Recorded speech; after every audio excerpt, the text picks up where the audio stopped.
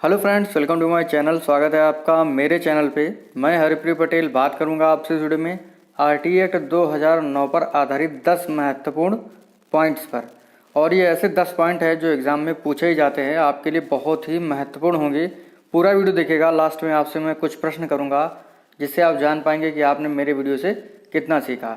और अगर आप चैनल पर पहली बार आए हैं, चैनल सब्सक्राइब कर लीजिएगा, बेल आइकन दबा दीजिएगा, जिससे कि आपको नई वीडियोज़ की नोटिफिकेशन समय से मिलते रहे। पिछले वीडियो अगर आप नहीं देखें, डिस्क्रिप्शन में आपको प्लेलिस्ट का लिंक मिल जाएगा, आप वहां से पिछले वीडियो भी देख सकते हैं। तो शुरू करते हैं अपना वीडियो। पहला पॉइंट है हमारा, आरटीई एक्ट 2009 भारत में 1 अप्रैल 2010 को संपूर्ण भारत देश में लागू हुआ था।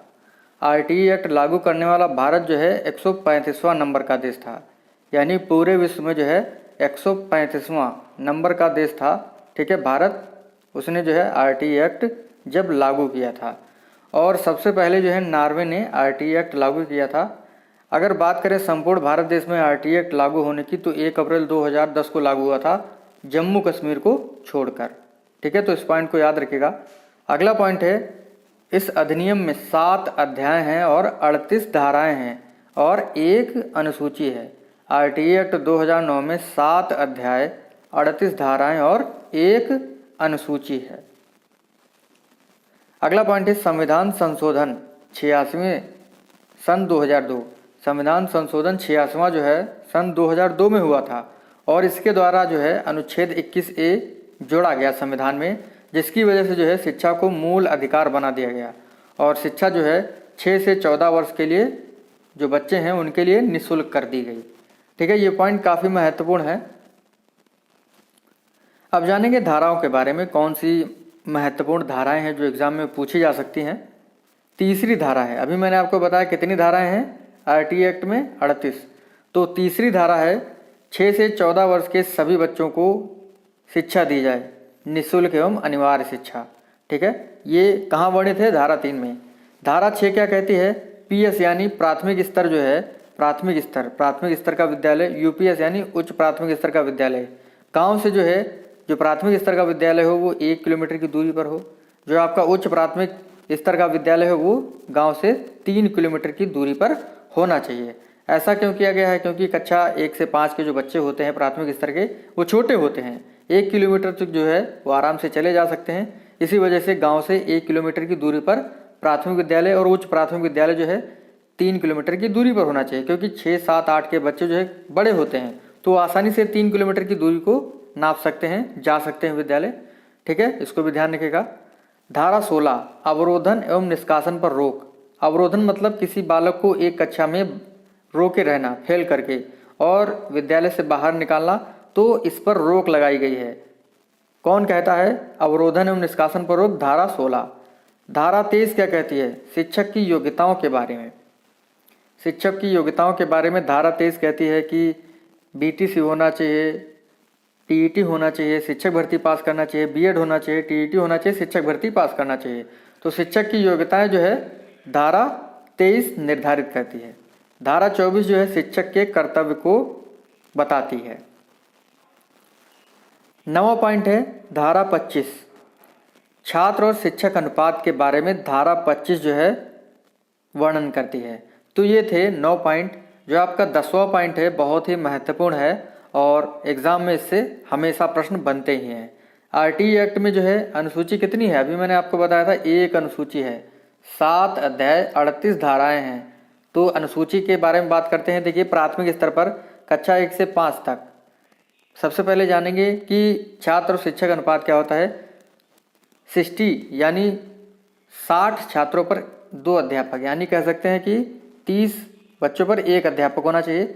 60 से 90 स्टूडेंट पर जो है 3 टीचर होने चाहिए। 91 से 120 पर जो है 4 टीचर होने चाहिए और 121 से 150 तक जो है 5 टीचर होने चाहिए। और जैसे ही 151 से 200 तक स्टूडेंट होते हैं तो 5 टीचर प्लस 1 हेड टीचर होना चाहिए। और 200 से अधिक छात्रों पर जो है छात्र शिक्षक अनुपात जो है कितना होना चाहिए? 40:1 होना चाहिए। ठीक है, एग्जाम में सबसे ज़्यादा पूछा जाता है कि प्राथमिक स्तर पर छात्र शिक्षक अनुपात कितना होना चाहिए। तो ऑप्शन में जो आपको ये वाला दिया होगा 60:2। यानी 30 छात्रों पर एक अध्यापक। ये पॉइंट जो है काफ़ी पूछा जाता है।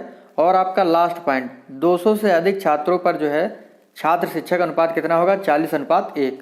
ठीक है, तो याद रखना है आपको। और अगर बात करें उच्च प्राथमिक स्तर की कक्षा 6 से 8 तक, स्टूडेंट छात्र अनुपात यानी 35:1 होना चाहिए। ठीक है, और 100 से अधिक छात्रों पर जो है एक हेड टीचर भी होना चाहिए। अगला पॉइंट है न्यूनतम कार्य दिवस। देखिए प्राथमिक लेवल पर जो है 365 दिन में यानी एक वर्ष में जो है 200 दिन पढ़ाई होगी। और उच्च प्राथमिक स्तर पर जो है अपर प्राइमरी लेवल पर जो है 220 दिन पढ़ाई होगी। एग्जाम में इसको काफ़ी बार पूछा गया है। अगला है शिक्षण घंटे। देखिए प्राथमिक स्तर पर जो है साल में एक वर्ष में जो है 800 घंटे पढ़ाई होनी चाहिए, यानी 200 डे इंटू 4 घंटे यानी 800 घंटे। इसी प्रकार उच्च प्राथमिक स्तर की बात करें तो 4.5 घंटे पर डे पढ़ाई होनी चाहिए। 220 इंटू 4.5 घंटे, अगर इसको हम गुणा करेंगे तो 1000 घंटे आएगा। यानी प्राथमिक स्तर पर जो है 800 घंटे और उच्च प्राथमिक स्तर पर जो है 1000 घंटे वर्ष में पढ़ाई होनी ही चाहिए। अगला है शिक्षक के सप्ताह में न्यूनतम कार्य के घंटे कितने होने चाहिए। ये प्रश्न जो है, ये पॉइंट जो है एग्जाम में काफ़ी बार पूछा जाता है। तो शिक्षक के सप्ताह में न्यूनतम कार्य के घंटे आपके 45 घंटे होने चाहिए। ठीक है, इस चीज़ को आप लोग ध्यान रखिएगा। तो इस प्रकार से हमारे जो 10 पॉइंट थे यहीं पर समाप्त होते हैं और शुरू करते हैं कुछ प्रश्नों को। अगर आपको वीडियो अच्छा लगे लाइक कर दीजिएगा, शेयर कर दीजिएगा। ठीक है, तो तैयार हो जाइए प्रश्नों को करने के लिए। देखिए आरटीई एक्ट की बात करें या एनसीएफ 2005 की बात करें, चाहे आप सीटेट का एग्ज़ाम देने जाएँ, चाहे आप टेट का एग्ज़ाम देने जाएँ या शिक्षक भर्ती देने जाएँ, सभी में एक या दो प्रश्न बनते ही हैं। तो मैं सोच रहा हूँ शॉर्ट वीडियोस आपके लिए बना रहा हूँ, तो उसी में मैंने आरटीई एक्ट 2009 को शामिल कर लिया। और महत्वपूर्ण टॉपिक है तो शामिल करना बनता ही है। 1 और 2 नंबर आपको एग्ज़ाम में दे सकता है, इसी वजह से मैंने जो है इसको आज के वीडियो में शामिल किया। तो टॉपिक तो आपने देख लिया, 10 पॉइंट देख लिए। अब देखते हैं प्रश्नों को, देखते हैं आपने कितना सीखा मेरे वीडियो से। पहला प्रश्न है, और देखिए 5 प्रश्न हैं इस वीडियो में आपकी योग्यता जांचने के लिए, और जितने भी प्रश्न आप सही करते हैं कमेंट करके जरूर बताइएगा। प्रश्न है आरटीई एक्ट 2009 में धाराएं कितनी हैं, 36 हैं, 38 हैं, 30 हैं या 32 हैं। तो आरटीई एक्ट 2009 में धाराएं कितनी हैं, अभी मैंने आपको बताया था 38 धाराएं हैं। कितनी धाराएं हैं, 38 धाराएं हैं, 7 अध्याय हैं और 1 अनुसूची है। अगला है प्राथमिक स्तर पर छात्र शिक्षक अनुपात कितना होता है, 60:2, 90:3, 30:2 या 40:2। तो प्राथमिक स्तर पर छात्र शिक्षक अनुपात कितना होता है, अभी बात हुई है तो आपको ध्यान होगा 60:2 होता है। ठीक है, और उच्च प्राथमिक स्तर पर 35:1, 60:2 यानी 30 बच्चों पर एक टीचर होना चाहिए प्राथमिक स्तर पर, और उच्च प्राथमिक स्तर पर 35:1 होना चाहिए। अगला प्रश्न है आरटीई एक्ट 2009 के अनुसार शिक्षक के सप्ताह में न्यूनतम कार्य घंटे कितने होंगे, 40, 42, 45 या 50। तो शिक्षक के सप्ताह में न्यूनतम कार्य घंटे कितने होने चाहिए, अभी बात हुई थी आपसे, तो ये होने चाहिए 45 घंटे। चौथा प्रश्न हमारा प्राथमिक स्तर पर बच्चों के गांव से कितनी दूरी पर होना चाहिए, यानी जो प्राइमरी लेवल का स्कूल है वो कितनी दूरी पर गांव से होना चाहिए, 3, 2, 6 या 1 किलोमीटर की दूरी पर। तो प्राथमिक स्तर का जो विद्यालय है ये गांव से 1 किलोमीटर की दूरी पर होना चाहिए। और पीडीएफ डाउनलोड करने के लिए जो है टेलीग्राम ग्रुप से आप जुड़ जाइएगा, डिस्क्रिप्शन में आपको उसका लिंक दे दिया जाएगा। ठीक है, और प्रश्न हमारा प्राथमिक स्तर पर वर्ष में शिक्षण दिवस कितने होंगे, 50, 220, 200 या 150। तो प्राथमिक स्तर पर एक वर्ष में शिक्षण दिवस कितने होंगे, ये होंगे आपके 200। ठीक है, 220 किस पर होते हैं, 220 आपके यूपीएस पर होते हैं, यानी अपर प्राइमरी स्कूल पर होते हैं, उच्च प्राथमिक लेवल पर होते हैं। और इसी प्रकार जो है आज का जो हमारा वीडियो था यहीं पर समाप्त होता है।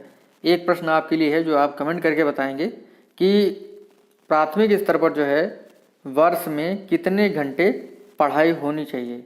ठीक है, ये कमेंट करके आप बताएंगे। तो मिलते हैं आपसे अगली वीडियो में। थैंक यू फ्रेंड, धन्यवाद।